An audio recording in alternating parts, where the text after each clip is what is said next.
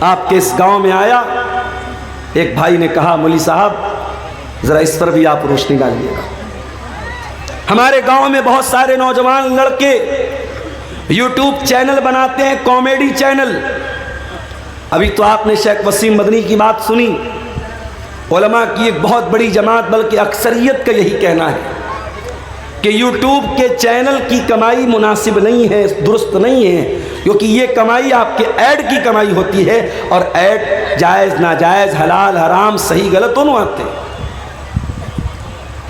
لیکن یہ جو یوٹیوبرز ہیں ان کے چینلز کے اوپر تقریریں آ رہی ہیں، بیانات آ رہے ہیں، مگر مجھے جو بات بیان کی بتانے والے نے، اور یہ بات ریئل ہے کہ بہت سارے نوجوان لڑکے کامیڈی چینل بناتے ہیں اور اس میں بلا وجہ کی باتوں پر لوگوں کو ہنساتے ہیں۔ کبھی لڑکا لڑکی بن کے لوگوں کو ہنسا رہا ہے، کبھی گندی گندی حرکتیں کر کے لوگوں کو ہنسا رہا ہے، کبھی بیہودہ اور گندی باتیں منہ سے نکال کے لوگوں کو ہنسا رہا ہے، اور یہ کام کون کر رہا ہے؟ مسلمان کر رہا ہے، اور بڑے فخر سے کہتا ہے صاحب میرے کامیڈی کو تو اتنے لوگ پسند کرتے ہیں، 5 ملین میرے سبسکرائبر ہیں، 10 ملین میرے سبسکرائبر ہیں۔ یہ بہت بڑی مصیبت ہے میرے بھائی۔ اس دور میں انسان کی قابلیت، انسان کے ٹیلنٹ اور انسان کی صلاحیت کا اندازہ اس کو ملنے والے فالوورز، اس کو شیئر کرنے والے، اس کو سبسکرائب کرنے والے سبسکرائبر کی تعداد سے لگایا جاتا ہے، جبکہ پہلے ایسا نہیں تھا۔ ہمارے کتنے بڑے بڑے ائمہ گزرے، کتنے بڑے بڑے علماء گزرے، ساری زندگی گمنامی کی زندگی گزار دی۔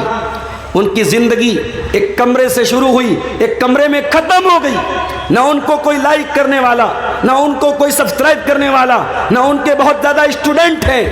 ان کی زندگی گمنامی میں گزری ہے، مگر دین کے خادم تھے، اللہ کے دین کے خادم تھے، قرآن و سنت کے خادم تھے۔ میرے پیارے ساتھیوں، دنیا میں انسان کا نام کما لینا، دنیا میں انسان کا پاپولر ہو جانا، اس بات کی گارنٹی نہیں ہے کہ اللہ کے آگے اس کو عزت مل جائے گی۔ اللہ کے پیارے نبی فرماتے ہیں کم من مدفوع بالابواب، بہت سارے ایسے لوگ ہوتے ہیں اتنے خراب حالت میں ہوتے ہیں، ان کا کپڑا اتنا بوسیدہ ہوتا ہے، ان کی ظاہری حالت اتنی خراب ہوتی ہے، اگر کسی کے دروازے پہ چلے جائیں لوگ دھکے دے کے بھگا دیں گے، لوگ دھکے دے کے بھگا دیں گے۔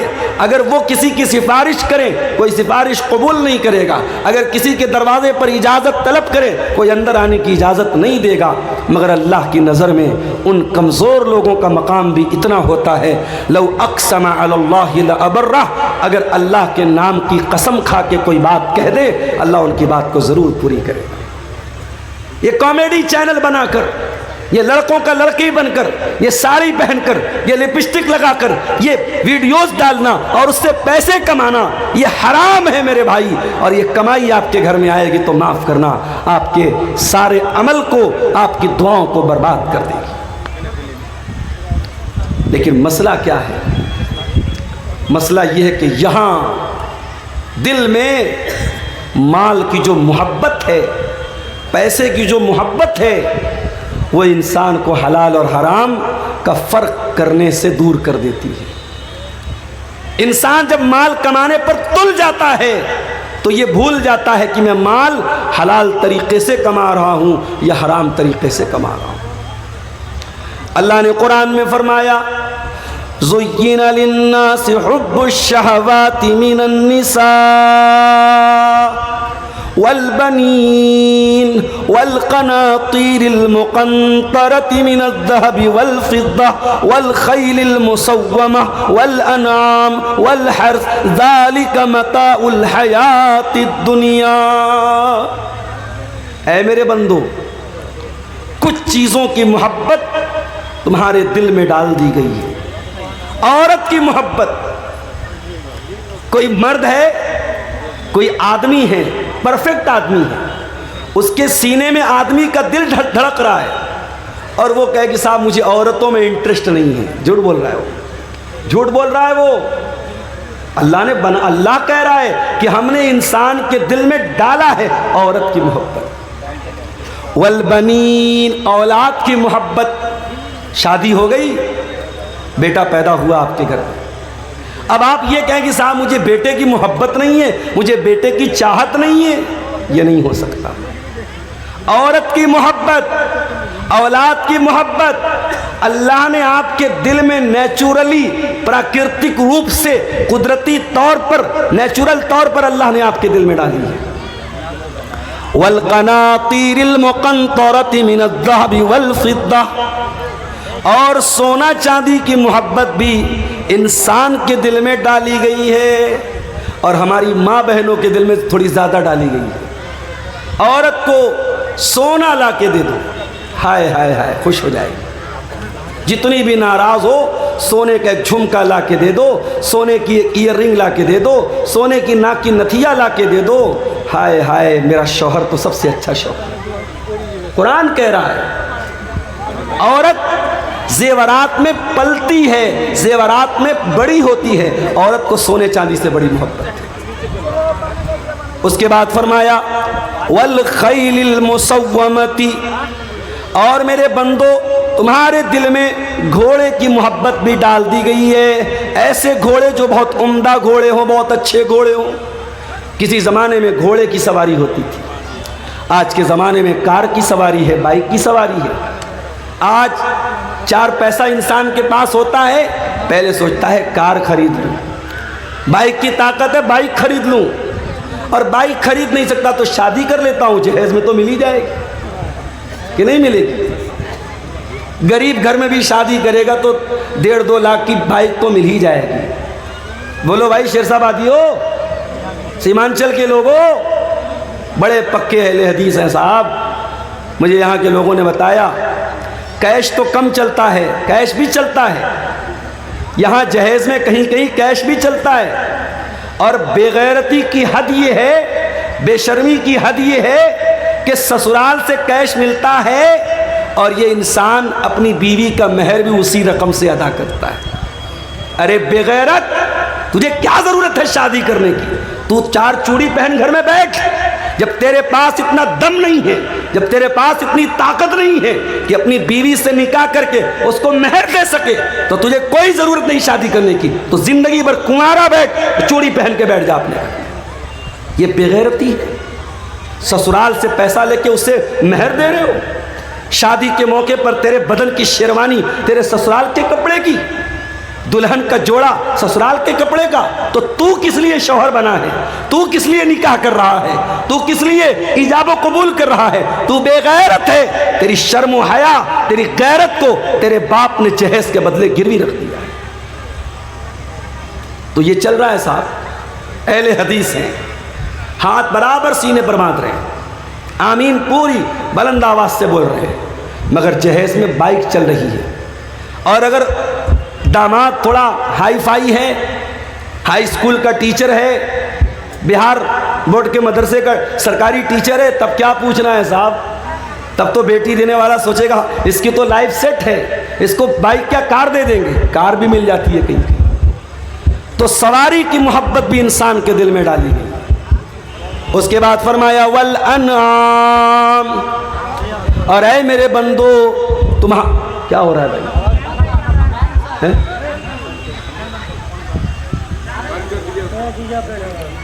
تمہارے دل کے اندر چوپایوں کی محبت بھی ڈال دی گئی ہے۔ جو لوگ گائے بیل بکری پالتے ہیں نا، ان کو اپنے جانور کی بڑی محبت ہوتی ہے، جانور کی بڑی محبت ہوتی ہے۔ اعظم خان کی بھینس غائب ہو گئی، اتر پردیش کے اندر پولیس پیچھے لگی کہ صاحب اعظم خان کی بھینس غائب ہو گئی، حالانکہ کتنی قیمتی بھینس ہے بھائی، لیکن اس بھینس کو تلاش کرنے کے لیے جب اکھلیش کی سرکار تھی یو پی میں، تو پولیس تلاش کرتی تھی کہ صاحب اعظم خان صاحب کی بھینس نہیں مل رہی ہے۔ چوپائے کی محبت، گائے بیل بکری بکرا جو انسان پالتا ہے، اس کی محبت انسان کے دل میں ڈالی گئی ہے۔ اس کے بعد فرمایا والحرثی، اور کھیتی باڑی کرنے والوں کو کھیتی باڑی سے بڑی محبت ہوتی ہے۔ جیسے ہمارے بنارس میں ساڑی کا کاروبار ہوتا ہے، کپڑے کا کاروبار ہوتا ہے، ہمارے یہاں کھیتی نہیں ہوتی، بنارس شہر میں کھیتی نہیں ہوتی، تو ہماری کھیتی وہی ہے۔ بنارس چلے جاؤ، مئو چلے جاؤ، مبارک پور چلے جاؤ، وہاں ساڑی کا کاروبار ہوتا ہے، کپڑے کا کاروبار ہوتا ہے، تو وہ کپڑا ہی ان کی کھیتی ہے۔ انسان کو اپنی کھیتی، اپنے بزنس، اپنے ویاپار سے بڑی محبت ہوتی ہے۔ تو اللہ نے کتنی چیزوں کا نام لیا؟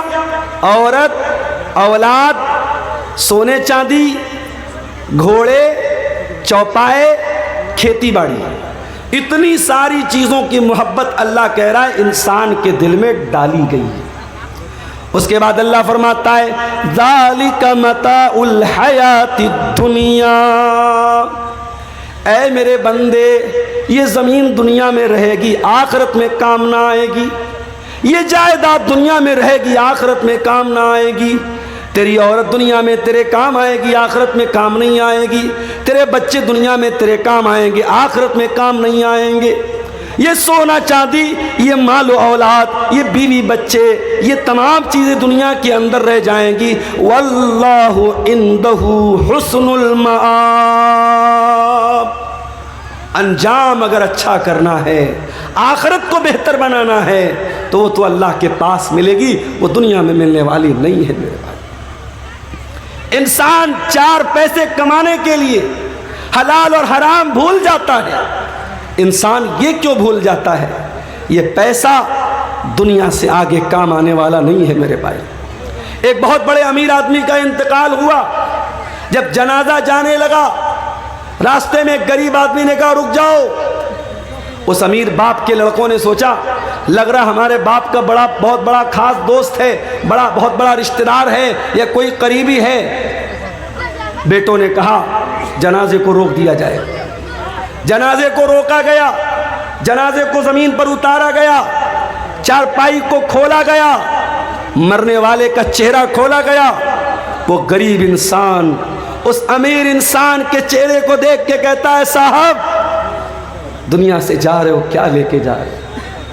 کیا میری وہ زمین لے کے جا رہے ہو جو ہڑپ کے بیٹھے تھے؟ کیا میرا وہ پیسہ لے کے جا رہے ہو جو آپ نے لے کر کے ناجائز قبضہ کر لیا تھا؟ کیا میرا حق مار کے واپس دنیا سے لے کے جا رہے ہو؟ کیا لے کے جا رہے ہو صاحب؟ اتنا کہنا تھا، اس امیر باپ کے بیٹے زاروں قطار رونے لگے میرے بھائی۔ یہ دنیا کی حقیقت ہے، نہ مال ساتھ میں جائے گا، نہ زمین ساتھ میں جائے گی، نہ جائیداد ساتھ میں جائے گی، اور انسان انہی چیزوں کے لیے آج کیا نہیں کرتا ہے میرے بھائی؟ پڑوسی کا حق مار رہا ہے، بھائی کا حق مار رہا ہے، بھائی بہن کا حق مار رہا ہے، ایک دوسرے کے حقوق مارے جا رہے ہیں۔ میرے بھائیو اللہ سے ڈرو، قیامت کے دن حقوق العباد کا معاملہ بڑا خطرناک ہوگا۔ اللہ کے پیارے نبی فرماتے ہیں لَتُؤَدُّنَّ الْحُقُوقَ إِلَىٰ أَهْلِهَا، او لوگوں تم دنیا میں لوگوں کا حق دے دو ورنہ قیامت کے دن تم کو دینا پڑے گا۔ حَتَّى يُقَادَ لِلشَّاةِ الْجَلْحَاءِ مِنَ الشَّاةِ الْقَرْنَاءِ، یہاں تک کہ دنیا میں اگر سینگ والی بکری نے بغیر سینگ والی بکری کو مارا ہے، اس پر ظلم و ستم کیا ہے، تو سینگ والی بکری کو بھی حساب دینا پڑے گا۔ اسی سیمانچل کے علاقے میں ایک بھائی نے مجھ کو بتایا، واللہ عالم واقعہ صحیح بھی ہو سکتا ہے غلط بھی ہو سکتا ہے، بتانے والے نے بتایا ایک آدمی کو علاج کے لیے 25,000 روپے کی ضرورت تھی۔ 25,000 روپیہ کوئی بہت بڑی رقم نہیں ہے۔ ایک گاؤں میں نہ جانے کتنے لوگ ایسے ہوتے ہیں جو 25,000 بڑی آسانی سے ایک آدھ دو دن میں کما لیتے ہیں۔ 25,000 کی رقم کی ضرورت پڑی، ڈاکٹر نے کہہ دیا پیسہ دیں گے تب آپریشن ہوگا۔ وہ بیچارہ غریب آدمی اپنے گاؤں کے کچھ پیسے والے لوگوں کے پاس گیا، ان سے پیسے کا مطالبہ کیا۔ گاؤں کے لوگوں نے کہا نہیں ہم تمہیں پیسہ نہیں دے سکتے۔ پیسے والے لوگوں نے پیسہ دینے سے انکار کر دیا۔ اس غریب انسان نے اپنے باپ کا آپریشن کرانے کے لیے 25,000 کی رقم اس نے سود پر قرضہ اٹھایا، اس نے بیاج پر قرضہ اٹھایا، اور قرضہ دینے والا بھی مسلمان، بیاج پر قرضہ دیتا ہے مسلمان اپنے مسلمان بھائی کو، اور اس سے وہ آپریشن کراتا ہے۔ یہ حالت ہے اس قوم کی، یہ حالت ہے اس سماج کی۔ جس قوم کے اندر سود اور بیاج کھانے کے سلسلے میں لوگ اللہ سے نہ ڈرتے ہوں، جس قوم کے لوگ سود اور بیاج کو کھانے کو حلال سمجھتے ہوں، اس قوم کا انجام یہی ہونا ہے جو آج پورے ملک میں نہیں پوری دنیا میں ہم دیکھ رہے ہیں۔ یہ جوتے کیوں برس رہے ہیں؟ یہ مار کیوں کھا رہے ہیں؟ یہ بلڈوزر کیوں چل رہے ہیں؟ یہ ظلم و ستم کیوں ہو رہے ہیں؟ اللہ کی دھرتی پر لا الہ الا اللہ پڑھ کر جتنا ہم نے اللہ کو ناراض کیا ہے، محمد الرسول اللہ پڑھ کر جتنا ہم نے رسول کے حکم کو توڑا ہے، شاید دنیا میں کسی اور نے نہیں توڑا۔ سود اور بیاج کو اتنا آسانی سے اتنے ہلکے میں لے لیتے ہو میرے بھائی۔ دولت کی کمی نہیں اس قوم کے پاس۔ ابھی کچھ دنوں پہلے میں آیا تھا اسی کٹیہار کے، کچھ لوگوں نے مجھ سے کہا مولانا ایک کمپنی آئی ہے، اس کا نام ہے meta ozone. Meta ozone company میں پیسہ لگانا کیسا ہے؟ میرا ویڈیو اس زمانے کا اگر ہوگا یوٹیوبر لوگوں کے پاس جا کے دیکھ لینا۔ میں نے صاف کہا تھا یہ میٹا اوزون کمپنی ہو یا یہ کوئی بھی کرپٹو کے نام پہ کمپنی ہو، اتنا پیسہ لگا دو ہم ہر مہینہ اتنا دیں گے۔ یہ جتنے کمپنیاں ایک فکس اماؤنٹ آپ کو دے رہی ہیں، یہ بالکل غلط ہے، حرام ہے۔ اور انجام یہ ہوا، یہ ساری کمپنیاں غریبوں کا اور مڈل کلاس کے لوگوں کا گاڑی کمائی کا پیسہ لے کے بھاگ جاتی ہیں۔ اور کٹیہار کے ایک صاحب نے 2 کروڑ روپے لگائے تھے، 2 کروڑ کی بڑی رقم لگائی تھی اسی میٹا اوزون کمپنی میں، مسلمان آدمی تھا، اور وہ کچھ مہینوں کے بعد کمپنی بھاگ گئی، آج اس کی ویلیو 0 کے برابر ہو گئی۔ کیوں ایسی چیزوں کے پیچھے پڑتے ہو میرے بھائی؟ کیا حلال کمائی کمانے کے طریقے نہیں ہیں؟ بہت سارے طریقے ہیں۔ مجھے یاد ہے جامعہ سلفیہ بنارس میں ہمارے ساتھ ایک صاحب پڑھتے تھے، ہمارے کلاس فیلو تو نہیں تھے، ہمارے دور کے تھے، معاصر تھے۔ وہ رہنے والے سورت کے تھے، گجرات کے تھے۔ کچھ دنوں کے بعد میرا ایک سفر ہوا گجرات کا، ان سے ملاقات ہوئی مولانا صاحب سے۔ میں نے سوچا صاحب مولوی صاحب ہیں تو کسی مسجد میں امامت کرتے ہوں گے، کسی مدرسے میں پڑھاتے ہوں گے۔ بھائی مولوی کیا کرتا ہے؟ مولوی کا 3 ہی کام ہوتا ہے، یا تو مسجد میں کہیں امام بن گیا، یا کسی مدرسے میں ٹیچر بن گیا، یا پھر دعوت و تبلیغ کا کام کر رہا ہے۔ مولویوں کی دنیا بڑی محدود ہوتی ہے۔ تو میں نے کہا کہ بھائی کیا کرتے ہیں آپ؟ انہوں نے کہا مولانا صاحب، شیخ صاحب، میرے والد کی سموسے کی دکان ہے، سموسے کی دکان ہے، اور میں سموسہ روزانہ تیار کرتا ہوں، تیل میں فرائی کرتا ہوں، اس کو بیچتا ہوں۔ مجھے بڑی حیرت ہوئی۔ میں نے کہا آپ جامعہ سلفیہ بنارس کے پڑھے ہوئے ہیں اور آپ سموسہ بیچ رہے ہیں؟ کہا شیخ صاحب تو اس میں کیا برا ہے؟ میں بزنس کر رہا ہوں، کام کر رہا ہوں، عزت کی روٹی ہے، اور سارے سماج کی نظر میں یہ صاحب کی مولانا صاحب ہیں، ان کا سموسہ بڑا اچھا ہوتا ہے، ان کا سامان بڑا اچھا ہوتا ہے۔ سوچ کا ایک نظریہ یہ بھی ہے میرے بھائی۔ اور میں آج ہی ایک بات سوچ رہا تھا اور میرا جی چاہ رہا تھا فیس بک پر کچھ لکھوں کہ آج لوگ مولویوں کی کمائی پر تو بڑی باتیں کرتے، صاحب فلاں مولوی بڑا کما رہا ہے، فلاں مولوی کو بڑا موٹا لفافہ مل رہا ہے، اس پر تو بڑی تکلیف ہے، بڑا درد ہو رہا ہے۔ کوئی اس پر کیوں نہیں آواز اٹھاتا؟ 4-4 ہزار 5-5 ہزار روپے تنخواہ پر مدرسے میں 8-8 گھنٹے مولوی سے ڈیوٹی جو لوگ لیتے ہیں، اور اس پر بھی 4-5 ہزار تنخواہ دینے کے بعد بھی اس مولوی کی تنخواہ ہر مہینے ٹائم سے مل جائے، یہ ناممکن بات ہے۔ کتنے مولوی مدرسے میں پڑھانے والے، رمضان آتا ہے مدرسے کا ناظم کہتا ہے جاؤ گھوم گھوم کے بھکاریوں کی طرح چندہ کرو تب تمہاری تنخواہ ملے گی۔ میرے بھائی اس بے غیرتی کی زندگی گزارنے سے بہتر ہے کہ تم جاؤ اور فٹ پاتھ پہ کوئی سامان بیچنا شروع کر دو، کسی چیز کی تجارت شروع کر دو۔ یہ غلامی کی زندگی، یہ ناظم کے آگے ہاتھ پھیلانا، یہ پرنسپل کے آگے ہاتھ پھیلانا، یہ مسلیان کے آگے ہاتھ پھیلانا، یہ لوگوں کی بھیک پر گزارا کرنا ختم کر دو۔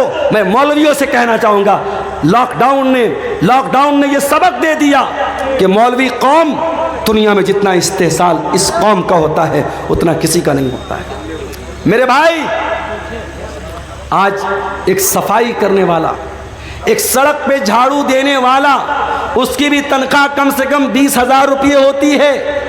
ایک اینٹ کا اور پتھر کا کام کرنے والا مزدور اور لیبر، اس کی بھی ڈیلی کی آمدنی کم سے کم 600-700 روپیہ ہوتی ہے۔ مولوی کی تنخواہ اگر 5,000 ہے تو بہت بڑی بات ہے۔ اس مولوی کو 5,000 میں پریوار چلانا ہے۔ اور میں سچا واقعہ آپ کو بتاتا ہوں، بنگال کی سرزمین پر میرے ایک دوست ہیں، مدرسے میں پڑھاتے ہیں، ہر سال رمضان میں ساؤتھ میں چندہ کرنے جاتے ہیں، اور میں ہر سال ساؤتھ میں قرآن کی تفسیر بیان کرنے جاتا ہوں۔ ہر سال ان کا فون آتا ہے، مولانا صاحب فلاں علاقے میں آیا ہوں، کرناٹک میں آیا ہوں، تمل ناڈو میں آیا ہوں، آندھرا میں آیا ہوں، تھوڑا آپ سفارش کر دیجئے، تھوڑا بول دیجئے، تھوڑا میرا چندہ مجھ کو مل جائے۔ ان کے چندے پر ان کو تنخواہ ملتی ہے۔ اور ممتا بنرجی کی سرکار ہے بنگال میں، وہاں مسجد کے اماموں کو 3000 یا 2500 روپے مہینے ملتا ہے۔ وہ ہمارے جو دوست ہیں اپنے محلے کی مسجد میں امامت بھی کراتے ہیں۔ ممتا کی طرف سے ان کو 2500 روپے ملتا ہے، اور شاید مدرسے والے 7-8 ہزار روپے کچھ دیتے ہیں۔ مدرسے والوں کو یہ بھی ہضم نہیں ہوا، مدرسے کے ذمہ داروں کو یہ بھی ہضم نہیں ہوا کہ یہ 3000 روپیہ ہمارے مدرسے میں پڑھا کے الگ سے کما رہا ہے۔ انہوں نے پابندی لگا دی، صاحب مدرسے کے جتنے ٹیچر ہیں صبح سے دوپہر تک پڑھانا ہے، پھر دوپہر سے رات تک ہاسٹل کی نگرانی کرنا ہے۔ آلریڈی 3 ٹیچر نگرانی کر رہے تھے، مگر مدرسے کے حرام خور ذمہ داروں نے اور ڈکٹیٹروں نے اور نمرود کی اولادوں نے اس مولوی کو ملنے والے یہ چند ہزار روپے جو مہینے کے تھے، ان کے پیٹ میں درد شروع ہو گیا، اور انہوں نے کہا نہیں، ہاسٹل کی 24 گھنٹہ نگرانی کرنی پڑے گی۔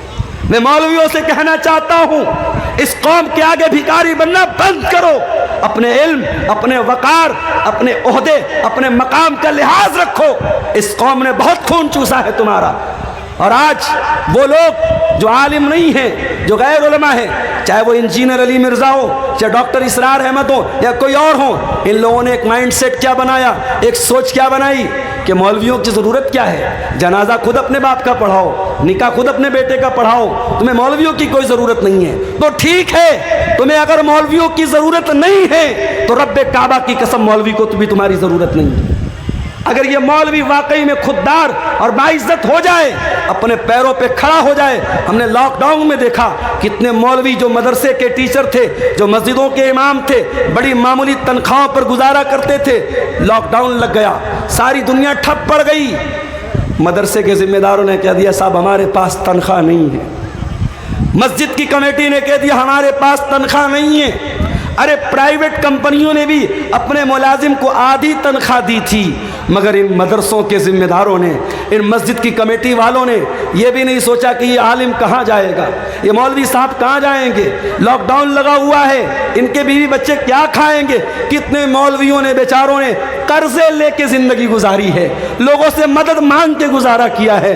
لاک ڈاؤن نے سکھا دیا کہ آتم نربھر بننا پڑے گا، سیلف ڈیپینڈ بننا پڑے گا۔ اور میں کئی علماء کو جانتا ہوں لاک ڈاؤن کے بعد جنہوں نے تجارت کو اپنایا ہے، جنہوں نے بزنس کو اپنایا ہے۔ میرے عزیزوں، جو قوم اپنے علماء کو بندھوا مزدور بنا کے رکھتی ہے، مسجد کے امام کو فیملی کوارٹر تک دینا نہیں چاہتی ہے، مدرسے کے ٹیچر کو پریوار کے ساتھ رہنے کی اجازت نہیں دیتی ہے، اس کے بعد ہم کہتے صاحب مدرسے کے ٹیچر نے یہ حرکت کر دی، مسجد کے امام نے یہ حرکت کر دی، کھلے عام الفاظ میں سن لو، ان فتنوں کو دعوت ہم نے دی ہے، ان فتنوں کو دعوت ہم نے دی ہے۔ وہ مولوی شادی شدہ ہو کر بیوی سے 6 مہینے دور رہتا ہے، وہ مدرسے کا مدرس، وہ مسجد کا امام 6 مہینے اپنی بیوی سے، اپنے بچوں سے دور رہتا ہے، کون اس کا ذمہ دار ہے؟ اس کی بیوی اپنے شوہر کے رہنے کے باوجود بیوہ کی زندگی بسر کر رہی ہے، اس کے بچے اپنے باپ کے رہنے کے باوجود یتیم کی زندگی بسر کر رہے ہیں۔ اگر اس مولوی کی شہوت میں اگر ابال آیا، اس نے غلط قدم اٹھایا، وہ مولوی یقیناً گنہگار ہوگا، وہ عالم یقیناً گنہگار ہوگا، مگر گنہگار تو یہ سماج بھی ہوگا، گنہگار تو ہم اور آپ بھی ہوں گے کہ ہمارے پاس اپنے بچوں کے ساتھ تو رہنے کے لیے انتظام ہے، اپنے علماء کے لیے فیملی کوارٹر کا انتظام نہیں کرتے۔ میرے بھائیوں، اگر مسجد کے امام کے لیے فیملی کوارٹر کا انتظام نہیں کرتے تو معاف کرو، ہٹا دو امام کو، خود ہی نماز پڑھو اور پڑھاؤ، مت رکھو امام کو آپ۔ فتنوں کو دعوت مت دو میرے عزیزوں، یہ دور فتنوں کا دور ہے، اور اس دور کا بہت بڑا فتنہ مال کا فتنہ ہے۔ اللہ کے پیارے نبی نے فرمایا لِكُلِّ أُمَّةٍ فِتْنَةٌ وَفِتْنَةُ أُمَّتِي الْمَالِ، ہر امت کا ایک فتنہ ہوگا، اور میری امت کا فتنہ کیا ہوگا؟ مال ہوگا۔ اور اللہ کے نبی نے یہ بھی فرمایا یاتی علی الناس زمان لا یبال المرء من این اخذ المال امن حلال ام من حرام، لوگوں پر ایک زمانہ ایسا بھی آنے والا ہے، مال کمانے والا اس بات کی پرواہ نہیں کرے گا کہ مال کہاں سے کما رہا ہے، حلال طریقے سے کما رہا ہے یا حرام طریقے سے کما رہا ہے۔ حلال کے بہت سارے طریقے ہیں میرے بھائی. اگر آپ کے پاس پیسہ ہے، آپ کے پاس ٹائم نہیں ہے، شریعت نے ایک طریقہ رکھا ہے مزاربت کا. مزاربت کس کا مطلب کیا ہوتا ہے؟ پیسہ میرا رہے گا، ٹائم کسی اور کا لگے گا، انرجی کسی اور کی لگے گی. میں نے 1 لاکھ روپیہ کسی کو دے دیا کہ بھائی 1 لاکھ روپیہ لے لو اور اس سے بزنس کرو، اور بزنس میں جو پروفٹ ہوگا آدھا تم لے لینا، آدھا ہم لے لیں گے. لیکن لاس ہوگا تو لاس کا ذمہ دار میں رہوں گا، تم نہیں رہو گے. اور جو بھی منافع ہوگا پرسنٹیج طے کیا جائے، پیسہ طے نہ کیا جائے. اگر پیسہ طے کریں گے تو غلط ہو جائے گا. اگر کوئی یہ طے کر لے کہ میں 1 لاکھ روپیہ دے رہا ہوں اور ہر مہینے تم ہم کو 1000 دو گے تو یہ غلط ہو جائے گا. ہاں، ہر مہینے جو بھی پروفٹ ہوگا 50% تم لے لو، 50 میں لے لیتا ہوں، 60 تم لے لو، 40 میں لے لیتا ہوں. پرسنٹیج طے کر سکتے ہیں، پیسہ طے نہیں کر سکتے. اور پروفٹ میں دونوں شیئر ہوں گے، لیکن لاس میں صرف پیسہ لگانے والا شیئر کرے گا اور جو محنت کر رہا ہے وہ لاس میں شریک نہیں ہوگا. یہ بھی قاعدہ ہے شریعت کا، قانون ہے شریعت کا. اگر اس قاعدے کی روشنی میں حلال طریقے سے ہم مزاربت کریں تو بہت پیسہ کما سکتے ہیں. مگر مسئلہ یہ ہے آج انسان اخلاقی طور پر اتنا گر چکا ہے کہ اگر مزاربت کے لیے میں نے کسی کو پیسہ دیا 1 لاکھ روپیہ تو وہ کبھی نہیں شو کرے گا کہ پروفٹ ہو رہا ہے. وہ کہے گا مولوی صاحب لاس ہو رہا ہے. ایک انسان دوسرے انسان پر بھروسہ کرنے کو تیار نہیں ہے کیونکہ اخلاق اتنا گر چکا ہے میرے بھائیوں. انسان دھوکہ دینے میں، فراڈ کرنے میں دیر نہیں کرتا ہے. مسلمان یہ بھول گیا، اس کے نبی کا فرمان ہے من غشنا فلیس منا. جو دھوکہ دھڑی کرے، جو فراڈ کرے، جو اپنے مسلمان بھائی کے ساتھ غلط طریقے سے ویوہار کرے وہ ہم میں سے نہیں ہے. مسلمان یہ بھول گیا. اللہ کا کلام کہتا ہے وَيْلٌ لِّلْمُطَفِّفِينَ الَّذِينَ إِذَا اكْتَالُوا عَلَى النَّاسِ يَسْتَوْفُونَ وَإِذَا كَالُوهُمْ أَوْ وَزَنُوهُمْ يُخْسِرُونَ. بربادی ہے ناپ تول میں کمی کرنے والوں کے لیے. ناپ تول میں کمی کا مطلب صرف یہی نہیں ہوتا کہ ترازو میں ڈنڈی مار لی جائے، سامان کم تول کے دیا جائے. ناپ تول میں کمی کا ایک مطلب یہ بھی ہے کہ جب اپنا فائدہ نظر آئے، اپنا مفاد نظر آئے تو انسان دونوں ہاتھوں سے فائدہ وصول لے، اور جب سامنے والے کو فائدہ دینے کی بات آئے تو انسان راستہ بدل دے. اپنے لیے الگ معیار اور سامنے والے کے لیے الگ معیار، یہ بھی ناپ تول میں کمی ہے میرے بھائیوں. اور قرآن کہتا ہے ناپ تول میں کمی کرنے والوں کے لیے بربادی ہے. اور آگے بڑھیے. یہ جو حرام کمائی ہوتی ہے نا، یہ ہمارے بیوی بچوں کے اوپر بھی اثر ڈالتی ہے. اگر آپ کے گھر میں حرام کمائی آئی ہے، یقین کر لو میرے بھائی آپ کی بیوی سے آپ کے رشتے پر بھی اثر پڑے گا. بچے نافرمان ہو جائیں گے، ماں باپ کی صحت گر جائے گی، گھر کا سکون ختم ہو جائے گا. بعض سلف کہتے ہیں کہ میں اپنے گناہوں کا اثر اپنی بیوی کے اخلاق میں اور اپنی سواری کے پھسلنے میں محسوس کرتا ہوں. جب میں کوئی گناہ کرتا ہوں تو اپنی سواری کے پھسلنے میں اور اپنی بیوی کے اخلاق میں اس کا اثر محسوس کرتا ہوں. حرام کمائی گھر میں آئے گی میرے بھائی، آپ کی ذات پر، آپ کے بچوں پر، آپ کے پریوار پر اس کا اثر پڑے گا. آپ کو تو یہ لگ رہا ہے کہ 1,00,000 روپے پر میں نے 10,000 روپیہ بیاج کما لیا، مگر میرے رب کا کلام کیا کہتا ہے؟ یمحق اللہ الربا ویربی الصدقات. اللہ سود اور بیاج کو مٹاتا ہے، اللہ سود اور بیاج کی برکت کو ختم کرتا ہے، اللہ صدقہ خیرات کو بڑھاتا ہے. تمہیں یہ لگ رہا ہے میں نے مدرسے میں 1,000 روپیہ چندہ دے دیا، میرا 1,000 کم ہو گیا، اور تمہیں یہ لگتا ہے کہ میں نے 1,000 روپیہ بیاج کے ذریعے کما لیا، میرے اکاؤنٹ میں 1,000 روپیہ بڑھ گئے. تیرے کیلکولیٹر میں بڑھ گیا، اللہ کے کیلکولیٹر میں جو تو پیسہ بیاج سے کما رہا ہے وہ بڑھا نہیں ہے، وہ گھٹ رہا ہے. اور ہم دیکھتے ہیں میرے بھائی جن گھروں میں حرام کی کمائی آتی ہے، پیسے کی دولت کی ریل پیل ہونے کے باوجود ان گھروں میں سکون نہیں ہوتا. ان گھروں کی لڑکیاں بے پردہ ہونے لگتی ہیں، ان گھروں کے لڑکے بے حیا ہونے لگتے ہیں، ان گھروں کا چین اور سکون برباد ہو جاتا ہے. بنارس کے ساڑی کے کاروبار میں ہم نے دیکھا ایک زمانہ تھا جب ہاتھ سے لوگ کرگے پر، مشین نہیں تھی اس زمانے میں، ہاتھ کی کرگے ہوتی تھی اور اس پر لوگ ساڑی تیار کرتے تھے. اور رات میں مشین نہیں چلتی تھی، رات میں کام نہیں ہوتا تھا، صبح فجر کے بعد لوگ بیٹھتے تھے اور شام تک کام کرتے تھے، اور ایک آدمی گھر میں کماتا تھا، پورا گھر آرام سے کھاتا تھا۔ آج مشین کا دور آ گیا، آج رات بھر مشین بھی چل رہی ہے، بنارس چلے جاؤ، مئو چلے جاؤ، بھیونڈی چلے جاؤ، کھٹر کھٹر پٹر پٹر کی آواز رات بھر ملے گی آپ کو۔ محنت 24 گھنٹہ ہو رہی ہے، باپ بھی محنت کر رہا، بیٹا بھی محنت کر رہا، سارے بھائی بھی محنت کر رہے۔ برکت ختم ہو گئی میرے بھائی، برکت ختم ہو گئی، کمانے والے ہاتھ بڑھ گئے مگر گھر کے اندر کمائی میں کوئی برکت نہیں۔ ایسا کیوں ہے؟ کیونکہ اب حلال و حرام کی کوئی تمیز نہیں ہے، اب پیسہ آنا چاہیے، حلال طریقے سے آئے چاہے حرام طریقے سے آئے۔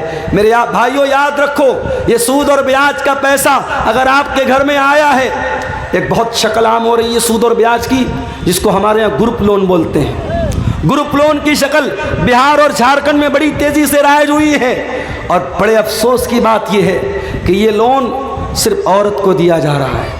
عورتوں کو اکٹھا کر کے ان سے سائن کروایا جاتا ہے، بینک کا کرمچاری آتا ہے، ہر ہفتے عورتوں سے پیسہ لیتا ہے، بڑی آسانی سے 25,000 50,000 کا اماؤنٹ مل جاتا ہے۔ ارے اللہ کے بندو، اللہ کے بندو، اللہ سے ڈرو۔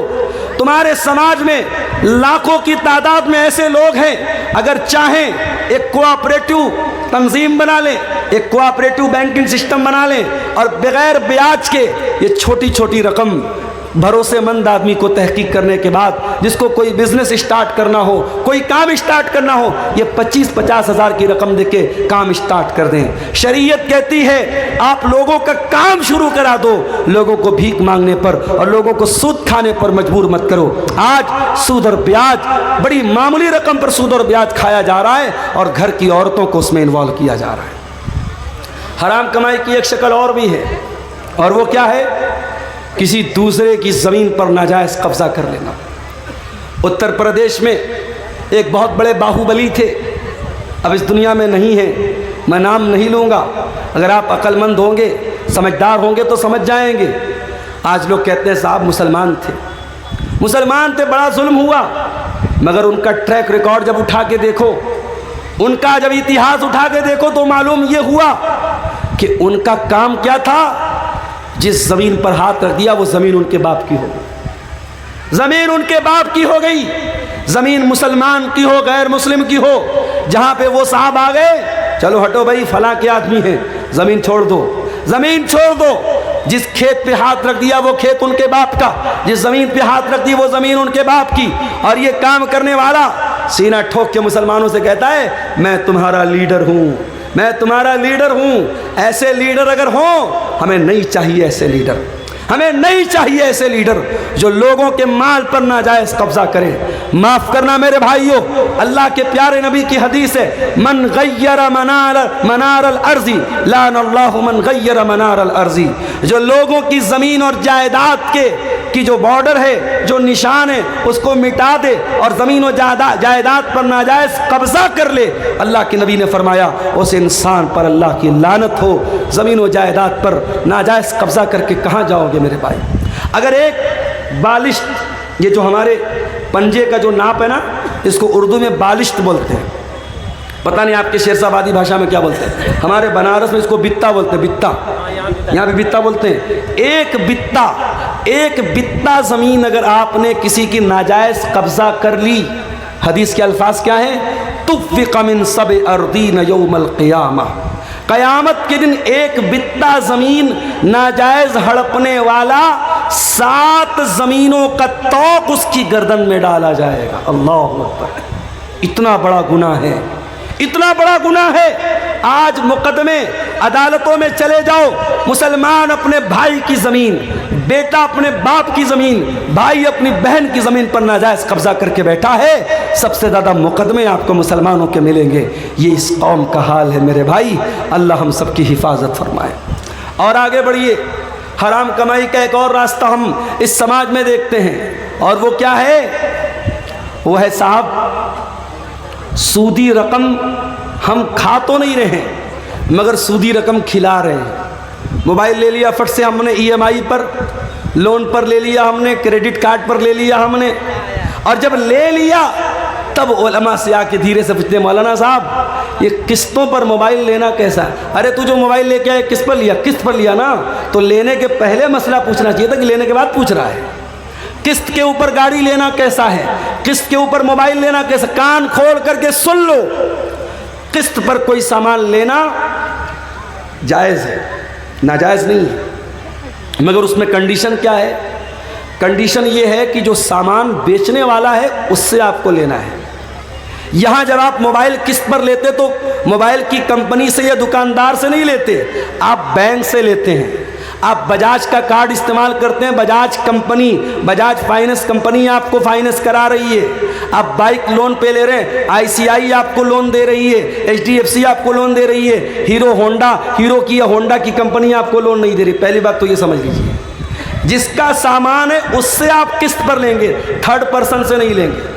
اور اگر تھرڈ پرسن سے لے رہے ہیں تو اس کا مطلب آپ اس سے پیسہ ادھار لے رہے ہیں، سامان نہیں خرید رہے، پیسہ ادھار لے رہے ہیں۔ اور پیسہ اگر ادھار لے رہے ہیں تو شریعت کا ایک قانون یاد رکھو کہ ہم ادھار پیسہ کسی سے بھی اگر لیں گے یا دیں گے، ادھار پیسے کے اوپر کوئی پروفٹ کمانا جائز نہیں ہے۔ میں نے آپ کو 1 لاکھ روپیہ دے دیا، 1 لاکھ روپیہ آپ کو جب میں نے دیا تو آپ نے اپنا موبائل ہم کو دے دیا۔ اب یہ موبائل میں یوز کر رہا ہوں، موبائل آپ کا بس یوز کر رہا ہوں، بیچ نہیں رہا ہوں، یوز کر رہا ہوں۔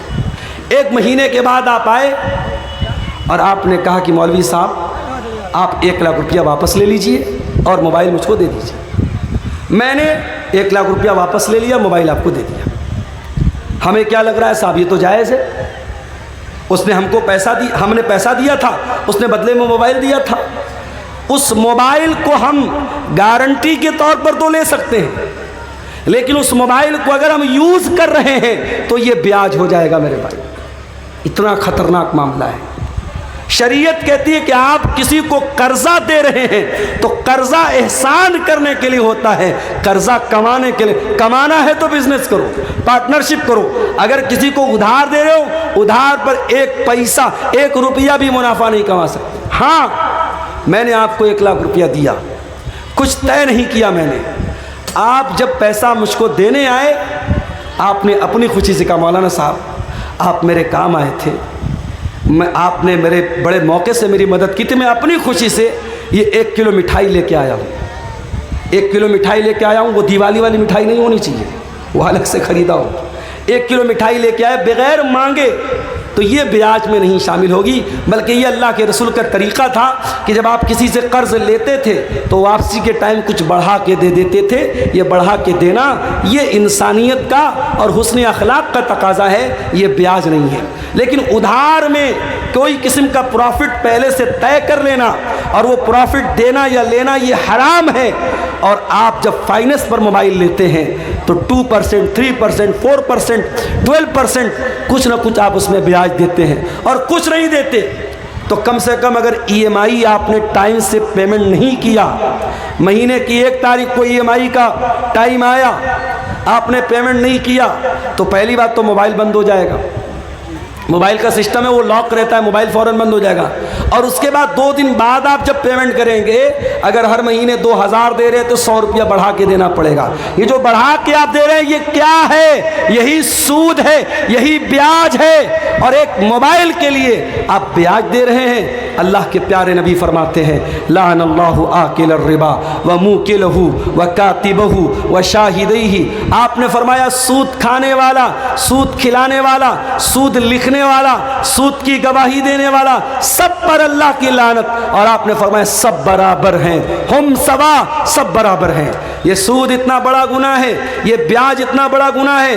اللہ کے نبی فرماتے ہیں، مستدرک الحاکم کی حسن درجے کی روایت ہے، الربا 73 بابا، کہ سود کے 70 سے زیادہ دروازے ہیں، سود کے 70 سے زیادہ درجے ہیں۔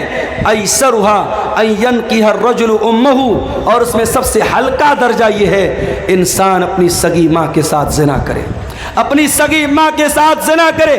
کون تصور نہیں کر سکتا انسان اپنی سگی ماں کے ساتھ زنا؟ تو بڑی دور کی بات ہے، اس کو غلط نظر سے دیکھ بھی نہیں سکتا انسان۔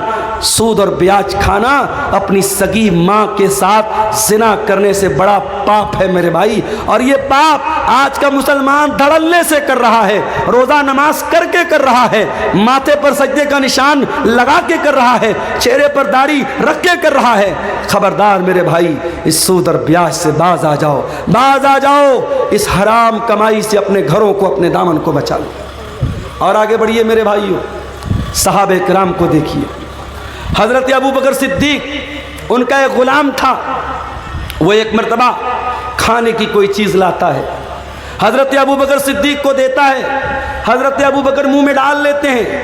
وہ کہتا ہے ابو بکر کیا آپ کو معلوم ہے یہ مٹھائی جو میں نے آپ کو کھلائی ہے یہ کیسی تھی؟ میں دور جاہلیت میں لوگوں کی قسمت کا حال بتایا کرتا تھا، اور آج مجھے وہی اسی دور کا ایک آدمی مل گیا، اس کا کام کبھی میں نے کیا تھا، اور اسی دور کے تحفے کے طور پر یہ مٹھائی اس نے دی تھی جو میں نے لا کے آپ کو دے دی اور آپ نے کھا لی۔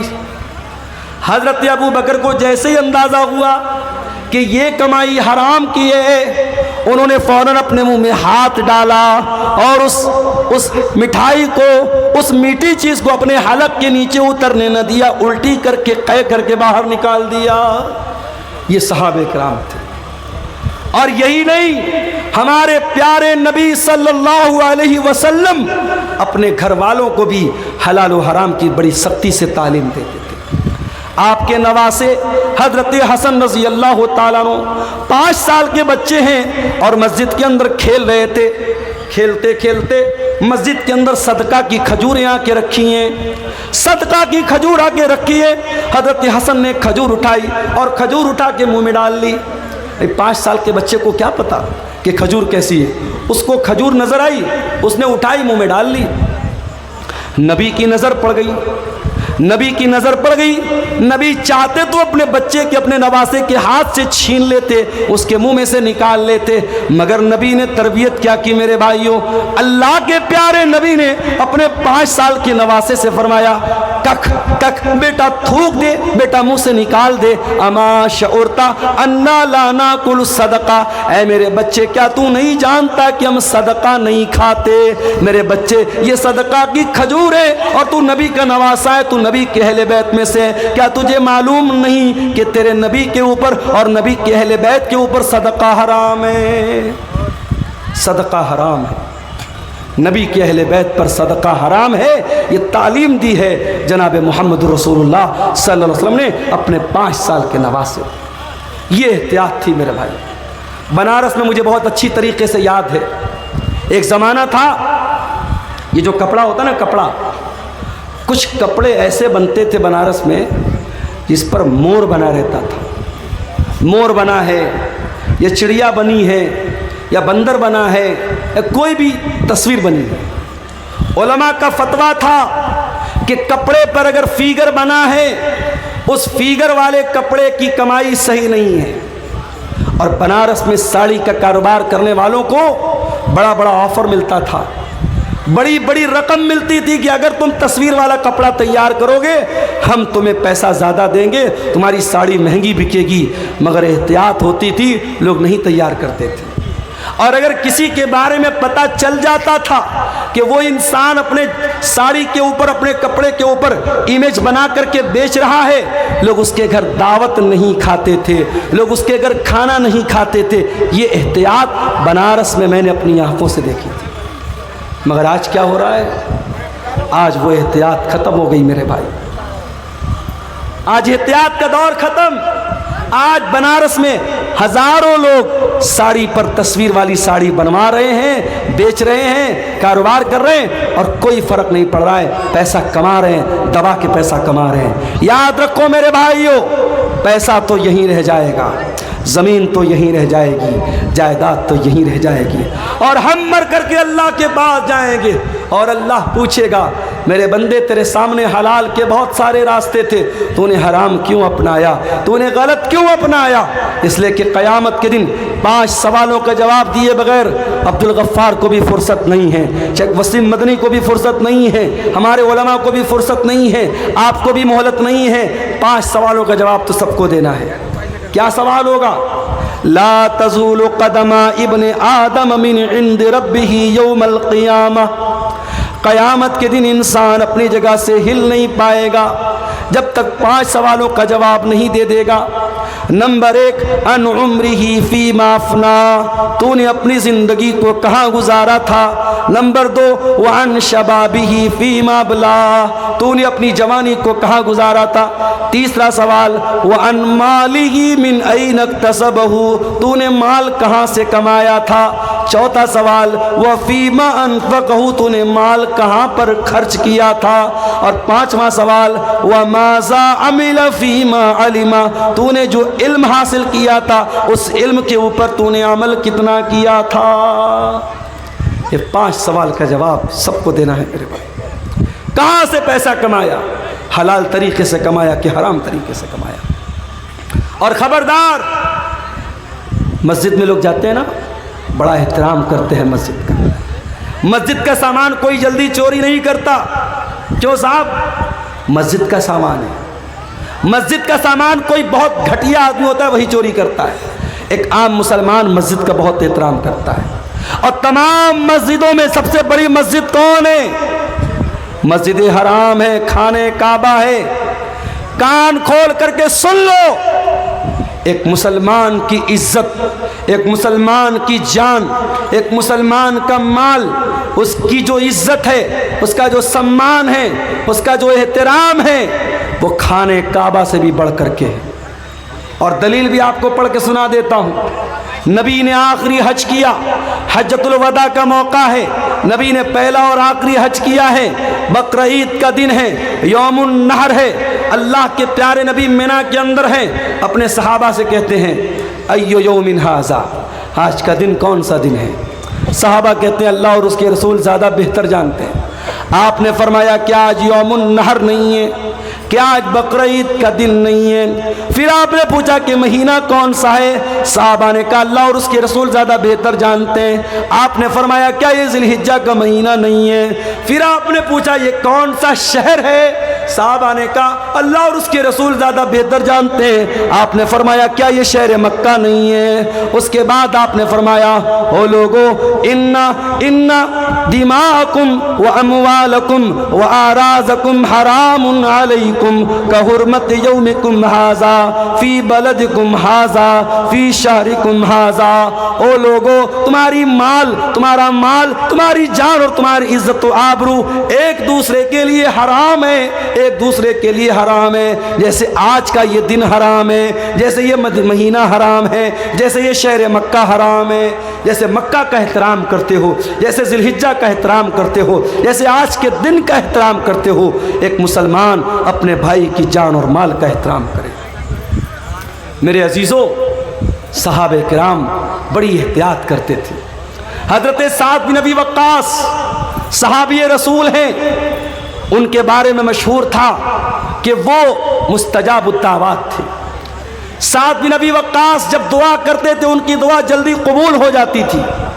کسی نے پوچھا کہ اے سعد بن ابی وقاص کیا بات ہے، آپ کون سا ایسا عمل کرتے ہیں کہ آپ کی دعا بہت جلدی قبول ہو جاتی ہے؟ تو حضرت سعد بن ابی وقاص نے کیا جواب دیا؟ کہا کہ اے لوگوں، میں جب کھانا کھاتا ہوں تو مجھے معلوم ہوتا ہے کہ میں وہ کھانا کون سی کمائی کا کھا رہا ہوں۔ میں جب بھی کوئی لقمہ اٹھا کر کے اپنے منہ میں ڈالتا ہوں، جب تک یقین نہ ہو جائے، جب تک کنفرمیشن نہ ہو جائے، جب تک یہ متعین نہ ہو جائے کہ میں حلال کمائی کا اور پاکیزہ کمائی کا لقمہ کھا رہا ہوں، تب تک وہ لقمہ اپنے حلق کے نیچے نہیں اتارتا ہوں۔ ایک بہت بڑے اہل حدیث عالم کا واقعہ سیرت نگاروں نے لکھا ہے، غالباً اگر میری یادداشت دھوکہ نہیں کھا رہی ہے، غالباً یہ مولانا عبداللہ غازی پوری کا واقعہ ہے۔ عبداللہ غازی پوری رحمۃ اللہ علیہ بہت بڑے اہل حدیث عالم تھے۔ ان کو کہیں سفر پہ جانا تھا، ٹرین کا ٹائم ہو گیا، اسٹیشن پر پہنچے، اتنا ٹائم نہیں تھا کہ ٹکٹ خرید سکتے اور سامنے ٹرین چھوٹ رہی تھی، اور اس زمانے میں اتنی ٹرینیں نہیں تھی کہ چلو ایک ٹرین چھوٹ گئی تو دوسری پکڑ لیں گے۔ مولانا عبداللہ غازی پوری صاحب نے جلدی سے ٹرین پکڑی، ٹرین پر سوار ہو گئے، مگر دل ہی دل میں یہ احساس ہو رہا تھا میں نے ٹکٹ نہیں خریدا ہے، یہ ریلوے کی چوری ہے، یہ سرکار کی چوری ہے۔ جب مولانا عبداللہ غازی پوری کی منزل آ گئی، جب انہوں نے اپنی منزل پر وہ اتر گئے تو جس اسٹیشن سے وہ وہاں تک آئے تھے اس اسٹیشن تک کا انہوں نے ٹکٹ خریدا، حالانکہ کوئی ٹی ٹی نہیں تھا، کوئی چیک کرنے والا نہیں تھا، کوئی ٹکٹ کو چیک کرنے والا، کوئی پکڑنے والا نہیں تھا۔ کبھی کبھی ایسا ہوتا ہے، میں بنارس سے ابھی پچھلے ہفتے کی بات ہے، ایک پروگرام تھا میرا ارریا میں، اب بنارس سے میں چلا، اتفاق سے تہوار کا دن تھا، ٹرین پہ رش بہت تھا اور پہلے سے میں نے ریزرویشن نہیں کرایا تھا۔ اب اس کے بعد جب میں ٹرین پہ لوکل ٹکٹ لے کر کے، جنرل ٹکٹ لے کے جب میں چڑھا تھا، میں نے سوچا ٹی ٹی ملے گا، اس سے بات کروں گا اور ٹکٹ کٹوا کر کے اے سی میں کہیں جگہ مل جائے گی تو اے سی میں بیٹھ جاؤں گا۔ اب صاحب رش اتنا تھا کہ ٹرین میں کہیں بیٹھنے کی جگہ نہیں تھی، ٹی ٹی کا دور دور تک پتہ بھی نہیں تھا۔ اب آپ کو میں بتاؤں کہ بنارس سے پٹنہ تک تقریباً 5 گھنٹے میں نے اے سی جو بوگی ہوتی ہے اس کا جو باتھ روم ہوتا ہے، باتھ روم کے پاس کھڑے ہو کر کے، بیگ میرے پیٹھ پر لدا ہوا تھا، بیگ لادے ہوئے 5 گھنٹے کھڑے ہو کر کے میں نے وہ سفر کیا تھا۔ اس کے بعد جب بیچ میں ٹی ٹی آیا، ٹی ٹی نے کہا ملا جی کہاں جا رہے ہو؟ میں نے کہا سر پٹنہ جا رہا ہوں، کوئی سیٹ دے دیجئے، پیسہ میں دے دوں گا۔ کہا نہیں ملا جی کوئی سیٹ نہیں ہے، لیکن آپ اے سی کی بوگی کے اندر کھڑے ہیں، آپ کو فائن کٹوانا پڑے گا۔ میں نے کہا سر میں اندر کہاں کھڑا ہوں، باتھ روم کے پاس کھڑا ہو کر کے جا رہا ہوں، ٹکٹ تو ہے میرے پاس۔ کہا کہ آپ چونکہ اے سی بوگی میں چڑھے ہیں آپ کو فائن دینا پڑے گا۔ میں نے کہا جنرل میں جانے لائق حالات نہیں ہیں۔ اس نے کہا جنرل میں تو چھوڑ دو، آپ نے جنرل کا ٹکٹ لیا، آپ اے سی میں آئے ہو۔ اس نے 1000 روپیہ فائن بھی کاٹی اور 5 گھنٹے کا سفر میں نے کھڑے ہو کر کے گزارا۔ آج حالات یہ ہیں، جب رش کا ٹائم ہوتا ہے ٹکٹ جلدی نہیں ملتا ہے۔ مولانا عبداللہ غازی پوری اس دور میں وہ ٹکٹ بغیر خریدے واپس جا سکتے تھے، مگر ان کی احتیاط دیکھو میرے بھائی، ان کا تقویٰ دیکھو۔ وہ جس اسٹیشن سے آئے تھے اس اسٹیشن تک کا انہوں نے ٹکٹ خریدا اور وہی ٹکٹ خرید کر کے اس کو پھاڑ دیا۔ ان کے ساتھیوں نے پوچھا مولانا یہ کیا کیا آپ نے؟ کہا میرے بھائیو میں ریلوے کی ٹرین کا میں نے سفر کیا تھا اور میں جلدی بازی میں ٹکٹ نہیں خرید پایا تھا، میں نے جان بوجھ کر کے اس اسٹیشن کا ٹکٹ خرید کر کے پھاڑ دیا تاکہ اتنی رقم سرکار کے خزانے میں چلی جائے۔ یہ ہمارے علماء تھے، یہ ہمارے علماء تھے جو سرکار اور حکومت اور گورنمنٹ کی چوری کو بھی چوری سمجھتے تھے، اور آج مسلمان اپنے مسلمان بھائی کا سامان چوری کرنے میں بھی دریغ نہیں کرتا ہے۔ میرے عزیزوں یہ احتیاط اپنے اندر پیدا کرو۔ سلف کہا کرتے تھے اطب مطعمک تکن مستجاب الدعوات، اپنی کمائی کو حلال کر لو تمہاری دعائیں قبول ہونے لگیں گی۔ امام ابو حنیفہ رحمۃ اللہ علیہ بہت بڑے امام گزرے ہیں، اللہ کی رحمتیں نازل ہو ان کے اوپر۔ امام ابو حنیفہ رحمۃ اللہ علیہ نے ایک آدمی کو قرضہ دیا، قرضہ دے دیا اس کو، اس نے سمے پر ٹائم پر قرضہ نہیں لوٹایا۔ امام ابو حنیفہ رحمۃ اللہ علیہ اس آدمی کے دروازے پر گئے، گرمی کا موسم تھا، دھوپ نکلی ہوئی تھی اور امام ابو حنیفہ دروازے کے پاس کھڑے ہیں۔ دروازہ کھلتا ہے اور اس انسان کے مکان کے اندر ایک بہت بڑا پیڑ ہے، ایک بہت بڑا درخت ہے۔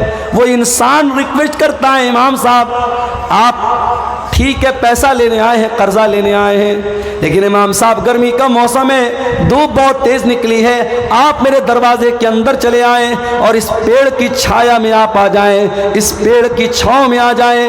آپ کو گرمی لگ رہی ہے، دھوپ لگ رہی ہے، آپ اتنے بڑے عالم ہیں، ہم سے دیکھا نہیں جاتا ہے، آپ کو شوبھا نہیں دیتا ہے۔ امام ابو حنیفہ کہتے ہیں اے میرے بھائی تو نے اگر مہمان کے طور پر بلایا ہوتا میں تیرے گھر میں بھی آیا ہوتا، تیرے پیڑ کے نیچے کھڑا بھی ہوتا اور ایک گلاس پانی بھی میں نے پیا ہوتا، مگر میں مہمان بن کے نہیں آیا ہوں، میں اپنا قرضہ لینے کے لیے آیا ہوں اور مجھے اس بات کا ڈر ہے اگر میں تیرے مکان کے اندر داخل ہو گیا اور تیرے پیڑ کی چھاؤں میں آ گیا تو یہ بھی ایک طریقے کا پروفٹ ہو جائے گا، یہ بھی ایک طریقے کا منافع ہو جائے گا، اور میں نے چونکہ تم کو قرضہ دیا ہے اور قرضے پر اگر میں نے یہ پروفٹ حاصل کر لیا، یہ منافع میں نے حاصل کر لیا تو مجھے اس بات کا ڈر ہے کہ کہیں یہ بھی سود اور بیاج میں شامل نہ ہو جائے۔ اللہ اکبر۔ کتنا پیارا ہمارا دین ہے میرے بھائی، کتنا پیارا ہمارا دین ہے، کتنی احتیاط کرتے تھے ہمارے اسلاف کہ کسی کو پیسہ ادھار دیا ہے تو اس کے مکان کے پیڑ کی چھاؤں میں بھی جانا انہوں نے گوارا نہیں کیا۔ امام احمد ابن حنبل کے پاس ایک عورت آتی ہے، غور سے سننا یہ واقعہ، امام احمد ابن حنبل کے پاس ایک عورت آتی ہے، اے امام احمد ابن حنبل ایک مسئلہ پوچھنے آپ کے پاس آئی ہوں۔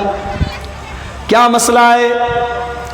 اے امام اہل سنت، اے امام احمد ابن حنبل، مسئلہ یہ ہے کہ میں کپڑا تیار کرتی ہوں، کپڑا بنتی ہوں، اور میں دن میں بھی کام کرتی ہوں، رات میں بھی کام کرتی ہوں۔ دن میں سورج کی روشنی میں کام کرتی ہوں، رات کو میں چراغ جلا کر کے چراغ کی روشنی میں کام کرتی ہوں۔ اے امام احمد ابن حنبل، جب کپڑا تیار ہو جاتا ہے تو کپڑے کی کوالٹی میں کچھ کپڑا جو سورج کی روشنی میں تیار ہوتا ہے اس کی کوالٹی تھوڑی الگ ہوتی ہے، اور جو کپڑا چراغ کی روشنی میں تیار ہوتا ہے اس کی کوالٹی میں تھوڑا فرق ہوتا ہے۔ اے امام احمد ابن حنبل، میں مسئلہ پوچھنے آئی ہوں، جب میں یہ کپڑا مارکیٹ میں بیچنے جاؤں گی، جب میں اس کپڑے کو بازار میں بیچنے جاؤں گی تو کیا مجھے یہ کلیئر کرنا پڑے گا، کیا مجھ کو یہ بتانا پڑے گا کہ اس کپڑے کا کون سا حصہ میں نے سورج کی روشنی میں تیار کیا ہے اور کون سا کپڑا میں نے رات کے چراغ کی روشنی میں تیار کیا ہے؟ امام احمد ابن حنبل حیران ہو گئے، کہا کہ اے میری بہن، مسئلہ میں بعد میں بتاؤں گا، پہلے میں یہ جاننا چاہتا ہوں، اتنی اللہ والی، اتنی تقوی والی تو عورت ہے کون جو آ کر کے یہ مسئلہ پوچھ رہی ہے کہ کپڑا اگر سورج کی روشنی میں تیار ہوا ہے اور چراغ کی روشنی میں تیار ہوا ہے تو کیا کسٹمر کو یہ بتانا پڑے گا کہ کون سا کپڑا سورج کی روشنی میں تیار ہوا ہے اور کون سا کپڑا چراغ کی روشنی میں تیار ہوا ہے؟ اے میری بہن، میں جاننا چاہتا ہوں تیرا گھرانہ کون سا ہے، تیرا خاندان کون سا ہے، تو کون سے خاندان سے تعلق رکھتی ہے؟ اس عورت نے کہا، اے امام احمد ابن حنبل، میں امام بشر الحافی کی بہن ہوں۔ اس دور کے ایک بہت بڑے امام تھے، امام بشر الحافی، میں ان کی بہن ہوں۔ حضرت امام احمد ابن حنبل نے کہا، واللہ میں نے بہت تعریف سنی تھی بشر الحافی کی، آج دیکھ لیا کہ ان کے گھرانے کے اندر کتنی دینداری ہے، کتنا تقویٰ ہے، کتنا اللہ کا ڈر ہے، کتنی احتیاط ہے کہ آج ان کی بہن آ کر کے مجھ سے مسئلہ پوچھ رہی ہے۔ میرے پیارے ساتھیوں، احتیاط اس کو کہتے ہیں، حلال و حرام کی چنتا اس کو کہتے ہیں۔ آج تو ہمارا مزاج یہ بن چکا ہے، بس پیسہ آنا چاہیے چاہے جیسے آ جائے، اور یہی وجہ ہے آج رشتوں کی برکت میرے پیارے ساتھیوں ختم ہو چکی ہے۔ آج جب لڑکی دیکھنے کے لیے جب لڑکے کی ماں جاتی ہے تو کیا دیکھتی ہے؟ لڑکی کی پرسنالٹی کیسی ہے، لڑکی کتنی خوبصورت ہے، لڑکی کا گھر اور مکان کیسا ہے، لڑکی کتنا جہیز لے کر کے آئے گی۔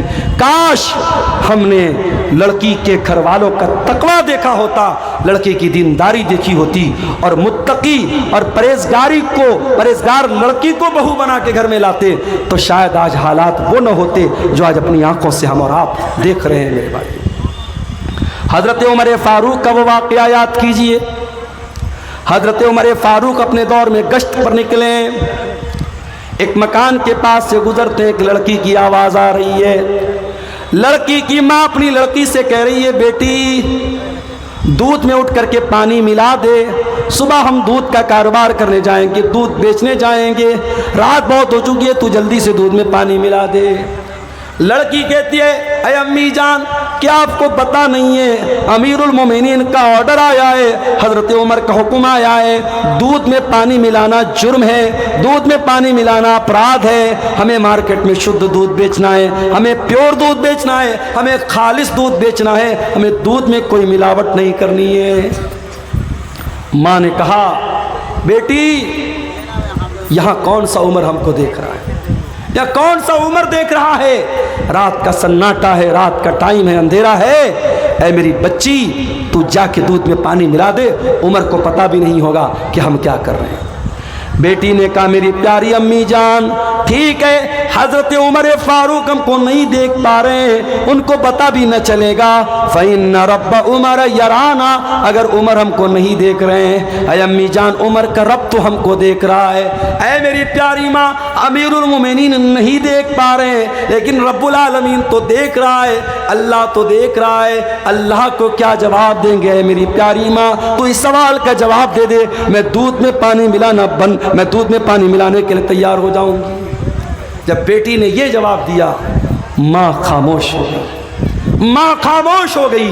मेरे भाइयों, तरबियत करो तो ऐसी करो कि आपके बच्चे जहां आपसे गलती हो, आपके बच्चे आपकी का सुधार कर दें, आपकी इस्लाह कर दें। बेटी ने जब ये जुमला कहा है, माँ खामोश हो गई।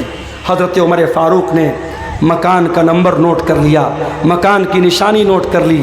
घर आए, सुबह को सारे बच्चों को इकट्ठा किया।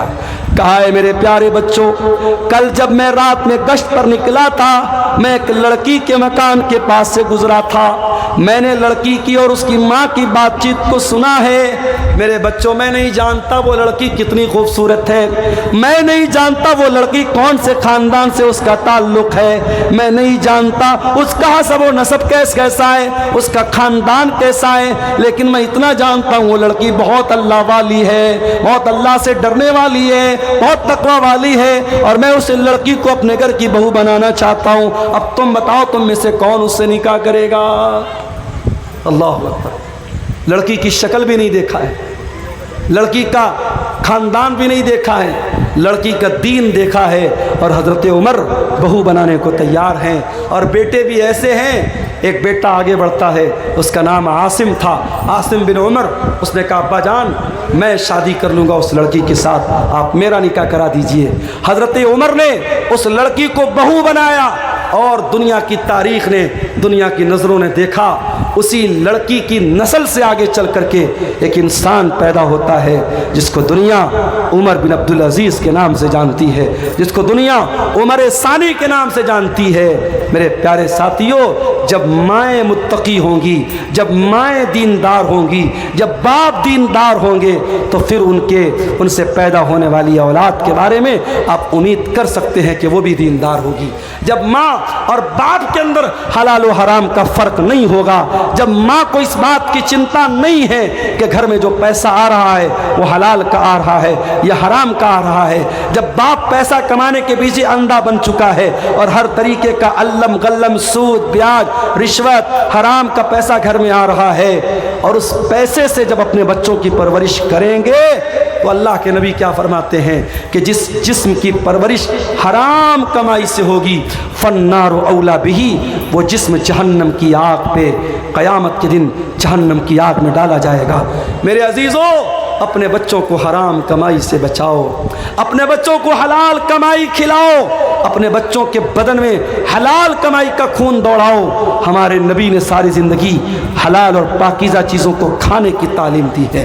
हमारे नबी के दुनिया में आने का एक मकसद ये भी था, वयज़अनु मिस्रहुम वलगलाल लती कानत अलैहिम, मेरा नबी हलाल चीज़ों को तुम्हारे लिए, पाकीज़ा चीज़ों को तुम्हारे लिए हलाल करने आए थे, मेरे नबी नापाक चीज़ों को तुम्हारे लिए हराम करने आए थे, और मेरे नबी तुम्हारे कंधे के ऊपर, तुम्हारे ऊपर जो जंजीरें थी, जो बेड़ियां थी, उन बेड़ियों से तुमको आज़ाद करने के लिए दुनिया में आए थे। नबी आए थे इसीलिए ताकि हराम चीज़ों की बेड़ियों और जंजीरों से हमें आज़ाद कर दें। मेरे भाइयों, हराम कमाई की इन जंजीरों से अपने दामन को बचा लो। आज वल्लाह हमारे घरों के सुकून को ये हराम कमाई बर्बाद कर रही है। और मैं फिर से कहता हूँ, हर हराम का एक हलाल अल्टरनेट शरीयत में मौजूद है। आप सूद और ब्याज अगर हराम है तो आप ये मत समझिए कि मौलवी साहब अगर सूद हराम है तो हमारे पास पैसा है तो हम क्या करें। मैंने उसका हलाल अल्टरनेट आपको बताया, आप मुजारबत कीजिए, आप पार्टनरशिप पर कारोबार कीजिए, हलाल तरीके से बिजनेस कीजिए। अगर आप सूद पर कर्जा का लेन देन नहीं करते हैं, बगैर सूद के आप कर्जे का लेन देन कीजिए। आज बहुत सारे शहरों में इस्लामी बैतुल माल कायम है और बहुत सारे लोग मिल करके उस میں تعاون کرتے ہیں اور چھوٹے چھوٹے اماؤنٹ جو غریب لوگ ہوتے ہیں, جو مڈل کلاس کے لوگ ہوتے ہیں, جن کو چھوٹا موٹا کام کرنے کے لیے پیسے کی ضرورت پڑتی ہے, ان کو سود اور بیاج سے بچانے کا یہ کام آپ کر سکتے ہیں. اور یاد رکھو میرے بھائیوں, یہ بڑے بڑے جلسے کرانے سے بڑا کام ہے. سیمانچل کے اس علاقے میں جس تیزی سے سود اور بیاج کا پنجہ, سود اور بیاج اپنا پنجہ گاڑ رہا ہے, اس ماحول میں ہمیں اور آپ کو یہ کام کرنے کی ضرورت ہے. اور میں جانتا ہوں سیمانچل کے, میں ان علاقوں میں بھی گیا ہوں. ارریہ کے ایک علاقے میں گیا, پٹنہ سے بائی کار میں گیا تھا, 7 گھنٹے مجھ کو لگے تھے. اتنا خراب راستہ تھا, ٹیڑھا میڑھا پل تھا. پل جب ختم ہوا, جب گاؤں آیا تو گاؤں جانے کے لیے ایک بڑا معمولی سا پل بنا ہوا تھا جس پر صرف پیدل یا بائک سے جا سکتے تھے. 4 ویلر کو اس پار ہم لوگوں نے روکا, بڑی مشکل سے سفر طے کر کے وہاں ہم پہنچے تھے. بڑے پچھڑے ہوئے علاقے بھی ہیں, کچھ سرکاروں کی بھی مہربانی ہے, راستوں کا بڑا معاملہ خراب ہے, مگر اسی سیمانچل کے علاقے میں شادی بیاہ پر لاکھوں کروڑوں خرچ کرنے والے لوگ بھی موجود ہیں. اور ابھی جیسا کہ میں نے بتایا کہ ایک حرام کمپنی میں 2 کروڑ کی رقم ایک مسلمان نے لگائی تھی. اگر ہم حرام چیزوں میں 2 کروڑ روپیہ لگا سکتے ہیں تو میرے بھائی ایک ایسی چیز, ایک تنظیم آپ بنا لیں, ایک بیت المال آپ بنا لیں, اور سماج کے زیادہ نہیں 100 لوگ مل کر کے اگر 1000 روپیہ بھی اکٹھا کر کے اس میں انویسٹ کریں, 1 لاکھ روپیہ انہوں نے اس میں ڈال دیا, 100 لوگوں نے مل کر کے 1000 ڈالا, 1 لاکھ روپیہ آ گیا. اب اس 1 لاکھ کا آپ کو کیا استعمال کرنا ہے؟ کوئی بھی غریب آدمی جس کو 10,000 5,000 روپے کی ضرورت ہے, آپ پہلے ویریفائی کر لیں, تحقیق کر لیں, اس انسان کے کچھ پیپر وغیرہ لے لیں تاکہ وہ بے ایمانی نہ کر سکے, اور بغیر بیاج کے اس کو پیسہ دیں. یہ کام آپ اگر کریں, واللہ بتا رہا ہوں بہت سارے گھروں میں یہ جو گروپ لون ہے, یہ جو بندھن لون ہے, اور یہ چھوٹے چھوٹے اماؤنٹ جو لون پر لیے جا رہے ہیں, اور ہمارے مسلمانوں کے غریب گھروں کو سود اور بیاج کی چکی میں پیسا جا رہا ہے, یہ لعنت میرے بھائیوں ختم ہو سکتی ہے. بس قدم آگے بڑھانے کی دیر ہے. میں اسی کٹیہار کے علاقے میں گاؤں کے لوگوں نے مجھے بتایا کہ وہاں مسجد اور عیدگاہ بنانے کی بات آئی. گاؤں کے لوگوں نے بہت چھوٹا اماؤنٹ, شاید 100 روپیہ یا کتنا 10 روپیہ شاید بتا رہے تھے کہ ایک پریوار میں جتنے لوگ ہیں ہر آدمی کی طرف سے 10 روپیہ دینا ہے. ہر آدمی, ایک پریوار میں اگر 10 لوگ ہیں تو 100 روپیہ دینا ہے, پریوار میں 7 لوگ ہیں 70 روپیہ دینا ہے. 10 روپیہ اکٹھا کر کے ہر ہفتہ کئی لاکھ روپیے اس گاؤں کے لوگوں نے اکٹھا کیا, قبرستان کی زمین خریدی, عیدگاہ کی باؤنڈری کی, اور ابھی اور بھی کام وہ لوگ کرنے جا رہے ہیں. آپ کے قریب کے کسی گاؤں کے لوگوں نے مجھے بتایا. تو یہ کام, اس طریقے کے کام ہم کر سکتے ہیں میرے بھائیوں. آپ کو قدم بڑھانے کی اور ہمت کرنے کی ضرورت ہے. میں جانتا ہوں شیر آبادی قوم کے اندر اللہ تعالیٰ نے بہت صلاحیت دی ہے, اس صلاحیت کا صحیح استعمال کیجئے. اپنے سماج میں ہونے والی برائیوں سے میرے بھائیوں اپنے آپ کو بچائیے. ایک صاحب سوال کر رہے ہیں کہ یوٹیوب کی کمائی حرام ہے تو کامیڈین یوٹیوب کا پیسہ مدرسے میں دان کرنا کیسا ہے, اور ڈریم 11 کا جیتا ہوا پیسہ مدرسہ مسجد میں دان کرنا کیسا ہے؟ ظاہر ہے اگر مدرسے والوں کو پتہ ہے کہ یہ پیسہ یہ حرام کمائی کا در ہے, مدرسے والے نہ لیں. اور اگر مدرسے والوں کو نہیں پتہ اور مدرسے والوں نے لے لیا تو ان کا لینا تو غلط نہیں ہے, مگر دینے والے کو کوئی ثواب نہیں ملے گا. بھائی کوئی چور اگر چوری کرے اور چوری کا مقصد کیا بیان کرے کہ میں امیروں کا پیسہ چرا کر کے غریبوں کی مدد کر رہا ہوں, تو بھائی مدد کرنے کا یہ کوئی طریقہ نہیں ہے. تو جب اس طریقے کے کامیڈی ویڈیو بنا کر کے پیسہ کمانا درست نہیں ہے تو پھر اس کی کمائی بھی درست نہیں ہے, اور اس کمائی سے آپ کا دان کرنا اور صدقہ کرنا بھی صحیح نہیں ہے. واللہ عالم بالصواب. تو میرے عزیزوں, یہ حرام کمائی کے بارے میں چند باتیں میں نے آپ کے سامنے رکھی تھی, اور آپ یہ بات دیکھیے کہ ہماری شریعت میں حرام کمائی اور حلال کمائی کے تعلق سے اتنی احتیاط بتائی گئی ہے کہ اللہ کے پیارے نبی صلی اللہ علیہ وسلم نے جہنم کی وعید بیان کی ہے ان لوگوں کے بارے میں جو لوگوں کا مال ناجائز طریقے سے کھا لیتے ہیں. میں آخری حدیث سنا کر کے بات ختم کرتا ہوں. اللہ کے نبی نے صحابہ سے کہا کہ اے میرے صحابہ, کیا تم جانتے ہو مفلس کون ہے, غریب کون ہے؟ صحابہ نے کہا اللہ کے نبی, اللہ اور اس کے رسول زیادہ بہتر جانتے ہیں, آپ ہی بتا دیجئے. آپ نے فرمایا میری امت کے اندر غریب آدمی وہ ہوگا, میری امت میں مفلس انسان وہ ہوگا جو قیامت کے دن روزہ, نماز, زکوٰۃ سب لے کر کے آئے گا, वयअती क़द शतम हाज़ा व ज़रब हाज़ा व अकल माल हाज़ा व क़ज़फ़ हाज़ा। किसी का माल हड़पा होगा, किसी को गाली दी होगी, किसी पर तोहमत लगाई होगी, किसी पर बहतान लगाया होगा, हराम तरीके से लोगों का माल कमाया होगा। उस इंसान के बारे में अल्लाह के नबी फरमाते हैं उसकी नेकियां हकदारों को दे दी जाएंगी। क़यामत के दिन दुनिया की करेंसी नहीं चलेगी। यहाँ गांधी जी के फ़ोटो वाला नोट चल रहा है, आखिरत में नोट नहीं चलेगा। जैसे आप हज करने जाते हैं, उम्रा करने जाते हैं, इंडिया की करेंसी आप एयरपोर्ट से ही चेंज कर लेते हैं या वहाँ सऊदी एयरपोर्ट पे जाके चेंज कर लेते हैं, क्योंकि आपको मालूम है कि सऊदी में सऊदी रियाल चलेगा, दुबई में दुबई का दिरहम चलेगा और इसी तरीके से कुवैत में कुवैत का दीनार चलेगा। आखिरत में जो करेंसी होगी मेरे प्यारे साथियों, वो नेकी और गुनाह की करेंसी होगी। अगर हमने किसी का हक मारा है, उसकी हमारी नेकियां उसको दे दी जाएंगी। और जब हमारी नेकियां ख़त्म हो जाएंगी, अल्लाह के प्यारे नबी फरमाते हैं फ़इन फ़नियत हसनातुहु, अगर उसकी नेकियां ख़त्म हो जाएंगी और फिर भी हकदारों का हक बाकी रह जाएगा, तो क्या किया जाएगा? फिर उन लोगों के गुनाह इसके ऊपर ला दे जाएंगे जिनका हक इसने मारा है, जिनकी ज़मीन को इसने हड़पा है, जिनको गाली दी है, जिनको बुरा भला कहा है, जिन पर तानो तशनी की है, उनके गुनाह इसके ऊपर ला दे जाएंगे। और वो इंसान जो दुनिया से नेकी का पहाड़ लेके आया था, अब गुनाहों के बोझ के नीचे दबा होगा और सुम्मत तुरिहा फिन्नार, फिर उसको जहन्नम के अंदर फेंक दिया जाएगा और डाल दिया जाएगा। इसलिए मेरे अजीज़ों, हराम कमाई से अपने दामन को बचा लो।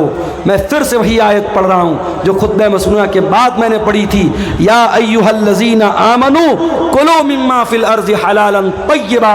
ऐ ईमान वालो, ज़मीन में जो हलाल चीज़ें हैं, जो पाक चीज़ें हैं, उनको खाओ और अल्लाह का शुक्र अदा करो। अगर तुम अल्लाह की इबादत करते हो। हलाल और हराम कमाई के ताल्लुक़ से ये चंद बातें आपके सामने रखी गई हैं। हम रब्बुल आलमीन से दुआ करते हैं, इलाही आलमीन तू हमें हर किस्म की हराम कमाई से बचने की तौफीक अता फरमा। रब्बुल आलमीन सूद और ब्याज की लानत से पूरे सीमांचल के इलाके को तू पाक कर दे। ऐ अल्लाह, हमारे वो भाई जिनको अल्लाह तूने दौलत से नवाजा है, तो उनको तौफीक दे कि वो अपने गरीब भाइयों की ऐसी मदद करें कि उनको सूद और ब्याज का सहारा न लेना पड़े। ऐ अल्लाह, जो लोग किसी भी तरीके से हराम कमाई की लानत में मुलव्विस हैं, ऐ अल्लाह उनको अपनी ज़िंदगी में तौबा करने की तौफीक अता फरमा, उनको हराम कमाई से बचने की तौफीक अता फरमा। आमीन। व आखिरु दावाना अनिल हम्दुलिल्लाहि रब्बिल आलमीन। वस्सलामु अलैकुम व रहमतुल्लाहि व बरकातुहू।